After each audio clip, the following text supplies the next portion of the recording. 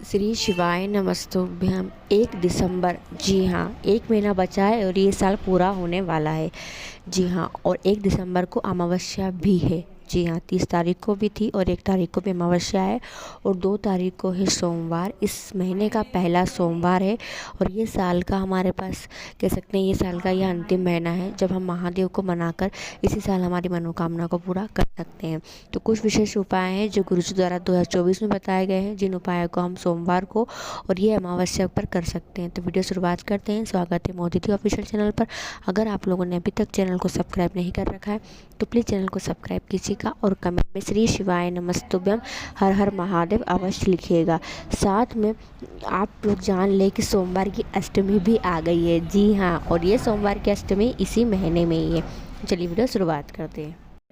पहला उपाय, गुरुजी ने कहा है यह उपाय कम से कम आपको 5 सोमवार करना है। हाँ जी, 5 सोमवार करना है और यकीन मानिएगा अगर आप 5 सोमवार करते हैं तो आपका विवाह निश्चित होकर ही रहेगा। जी हाँ, ये मंगल विवाह का उपाय सच्चे दिल से कीजिएगा। ये साल का आखिरी महीना चल रहा है, महादेव की कृपा होगी तो इसी साल आपका मंगल विवाह संपन्न हो जाएगा।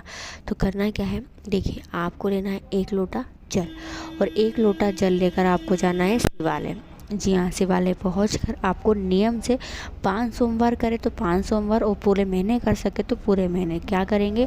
सबसे पहले महादेव की सबसे छोटी पुत्री माँ अशोक सुंदरी के स्थान से जल चढ़ाना शुरुआत करेंगे और जल चढ़ाते हुए फिर आपको शिवलिंग तक आना है। यानी पहले आपको जो जल चढ़ाना है, पहले जल चढ़ेगा माँ अशोक सुंदरी के स्थान से, वहाँ से चढ़ाते हुए आपको एक ही धारा में आना है और शिवलिंग के ऊपर पूरा जल समर्पित कर देना है। यह केवल जल चढ़ाने के तरीके से ही महादेव प्रसन्न हो जाएंगे और आपकी विवाह की जितनी बाधा है सारी बाधाएं दूर होगी। तो ये विशेष उपाय करके आप देखना। इस उपाय को आप 1 दिसंबर से शुरुआत करो, 2 दिसंबर से शुरुआत करो, अवश्य कीजिएगा। दूसरा उपाय जानने से पहले हम जान लेते कि सोमवार की अष्टमी कब है। जी हाँ, तो तारीख नोट कर ले, 9 दिसंबर को सोमवार की अष्टमी है। ये साल की अंतिम अष्टमी है जो आ गई है, 9 तारीख को आएगी और एक विशेष मनोकामना पूर्ति उपाय है। इस उपाय को आप किसी मनोकामना के लिए कर सकते हैं। इसमें महादेव का एक विशेष नाम लिया जाता है, वह नाम है निर्मलेश्वर महादेव। हाँ जी, निर्मलेश्वर महादेव का नाम लेकर आपको क्या करना है, किसी भी वृक्ष की 5 पत्तियाँ लेना है, पर अलग अलग वृक्ष की लेना है। जी हाँ, अलग अलग वृक्ष की 5 पत्ती लीजिए। 5 पत्ती को एक साथ एक बंच बना लीजिए और ये लेकर आपको शिवालय जाना है। शिवालय पहुंचकर सबसे पहले आपको माँ अशोक सुंदरी के स्थान पर उन 5 पत्तियों को स्पर्श कराना है। 5 पत्ती आप कोई सी भी ले सकते हो, आम की, जाम की, पीपल की, बेलपत्री की। जी हाँ, बस इसमें समय पत्र को ऐड मत कीजिएगा। ऐसे आपको अलग अलग वृक्ष की 5 पत्तियाँ ले लेना है।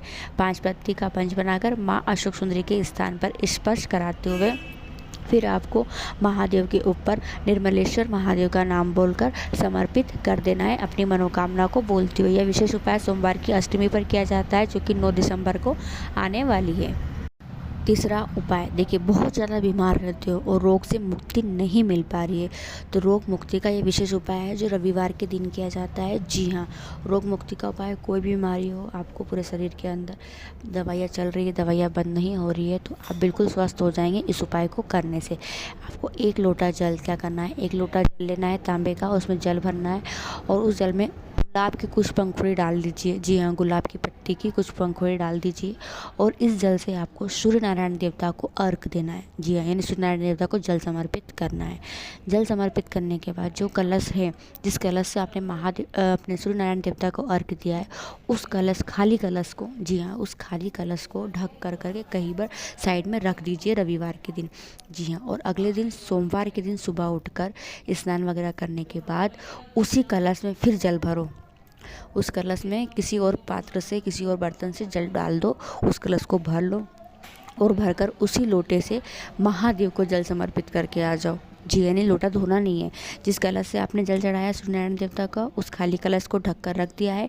अगले दिन सोमवार के दिन सुबह उठकर स्नान करने के बाद उसी कलश में जल भरकर महादेव को जल समर्पित करके आना है। यह विशेष उपाय रोग मुक्ति का है जो कि रविवार और सोमवार 2 दिन कंटिन्यू किया जाता है। चौथा उपाय, यह उपाय जीवन में बहुत दुख है, बहुत कष्ट है, बहुत परेशानी है, आपका कार्य नहीं बन पाता है तो 2 सोमवार आपको यह उपाय करना है। जी हाँ, इस महीने में, इसी साल में आपकी मनोकामना पूरी हो जाएगी।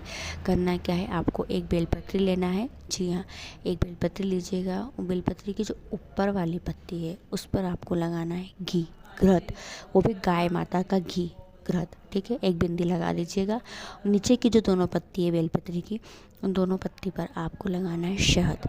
जी हाँ, शहद लगाकर इस बेलपत्री को लेकर जाइए शिवालय। शिवालय पहुंचकर श्री शिवाय नमस्तुभ्यम बोलते हुए महादेव के ऊपर इस बेलपत्री को समर्पित कर दीजिए। जी हाँ, समर्पित कैसे करना उसका भी तरीका है। इस बेलपत्री को आपको चिपकाना है। कैसे चिपकाना है, जैसे महादेव का शिवलिंग रखा हुआ है उसके ऊपर आपको चिपका देना है, अपनी हथेली रखना है और अपनी मनोकामना को आपको बोल देना है। 2 सोमवार कीजिएगा, आपकी मनोकामनाएं अवश्य पूरी होगी ही होगी। 5वां उपाय, देखिए हर कोई सोचता है कि महादेव मेरे घर आए, मेरे द्वार आए और मेरी ये परेशानी को दूर कर दे, मेरी ये मनोकामना को पूरा कर दे।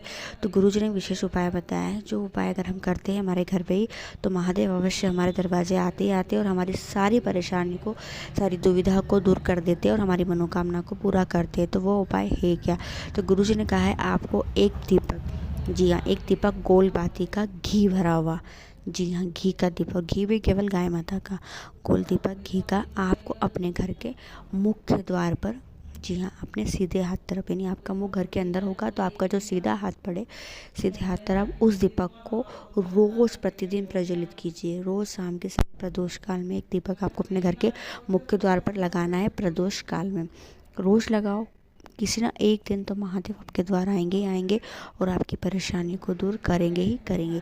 तो अगर आप चाहते हो हमारे महादेव हमारे द्वार आए, तो एक नियम बनाकर यह उपाय करना शुरुआत करो।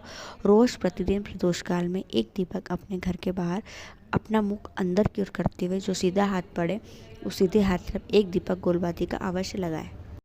इस वीडियो का आखिरी और अंतिम उपाय है, गुरुजी ने कहा अगर महादेव नहीं सुन रहा है, कई उपाय करके देख लिए, कई प्रयास करके देख लिए, बहुत परेशान से हो गए हो, तो सोमवार के दिन आप क्या करो, यह उपाय करके देखना। 5 बेलपत्री लीजिए। जी हाँ, 5 बेलपत्री और 1 लोटा जल लो। ठीक है, सबसे पहले एक बेलपत्री जलाधारी में राइट हैंड तरफ होता है गणेश जी का स्थान, वहाँ पर एक बेलपत्री समर्पित करो। बेलपत्री समर्पित करने के बाद 1 बूंद जल वहाँ पर गिराओ बेलपत्री के ऊपर। ठीक उसके ऑपोजिट होता है कार्तिक भगवान का स्थान, एक बेलपत्री वहाँ समर्पित करो और 1 बूंद जल वहाँ चढ़ाओ। ठीक है, तीसरी बेलपत्री माँ अशोक सुंदरी के स्थान पर चढ़ाओ, उसी पर 1 बूंद जल समर्पित कर दो। चौथी बेलपत्री आपको जहाँ शिवलिंग रखा रहता है वहाँ समर्पित करना है और वहाँ बेलपत्री करने के बाद आपको 1 बूंद जल उस पर समर्पित कर देना है।